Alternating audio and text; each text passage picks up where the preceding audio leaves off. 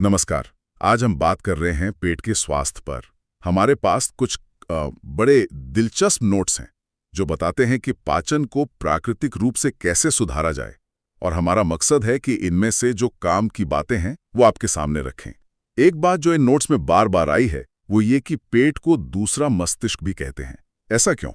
क्योंकि जैसा इन पेपर्स में बताया गया है, हमारे पेट की सेहत का असर सिर्फ हमारे डाइजेशन पर नहीं पड़ता, बल्कि हमारी इम्यूनिटी, मूड, स्किन और यहाँ तक कि नींद की क्वालिटी पर भी सीधा असर डालता है।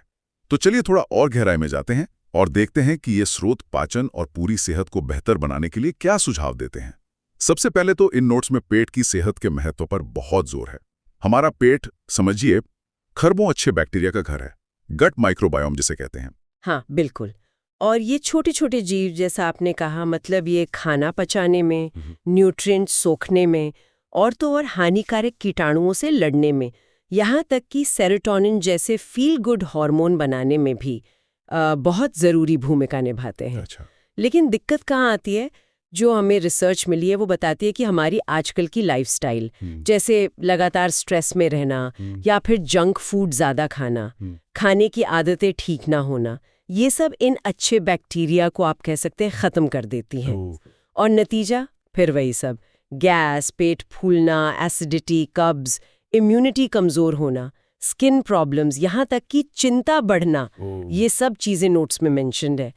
तो ये सिर्फ पेट की बात नहीं रह जाती, फिर ये पूरे शरीर और दिमाग पर असर डालती है। सही कहा। पर अच्छी बात यह है कि जैसा इन नोट्स में भी है, सुधार मुमकिन है। कई प्राकृतिक उपाय बताए गए हैं।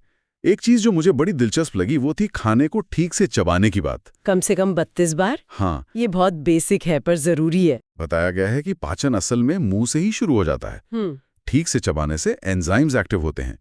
एक छोटे से स्टडी का भी जिक्र था जिसमें चबाने से न्यूट्रिएंट्स के एब्जॉर्प्शन में फर्क देखा गया। क्या इसमें यह भी बताया गया है कि इस आदत से कितनी जल्दी असर दिखता है? कितनी जल्दी, इस पर ज्यादा डिटेल तो नहीं थी, पर जोर इस बात पर था कि ये एक बहुत ही बुनियादी और मतलब आप आज से ही शुरू कर सकते हैं और फायदे लंबे समय तक रहते हैं।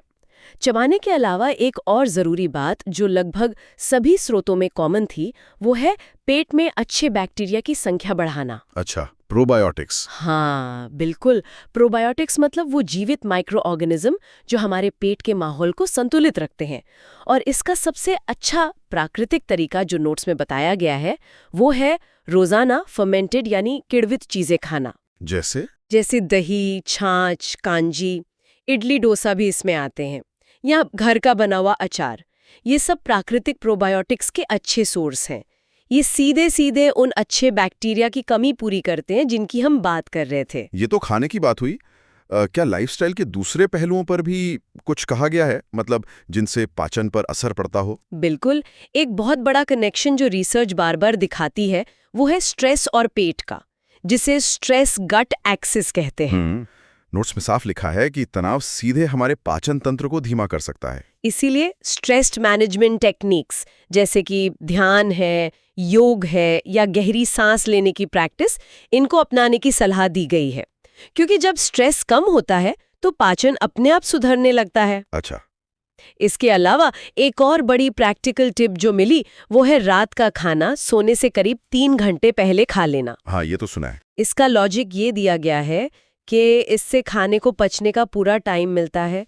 रात में पेट में वो भारीपन या फर्मेंटेशन की दिक्कत कम होती है। सही है। और एक घरेलू नुस्खा भी था शायद, जीरा सौंफ पानी वाला। हाँ, वो भी कई जगह मेंशन था। जीरा सौंफ का पानी बनाना भी बहुत आसान है। बस 1 चम्मच जीरा, 1 चम्मच सौंफ 2 कप पानी में उबाल लें, 5 मिनट धीमी आंच पर पकाएं, छान लें और गरम गरम पिएं।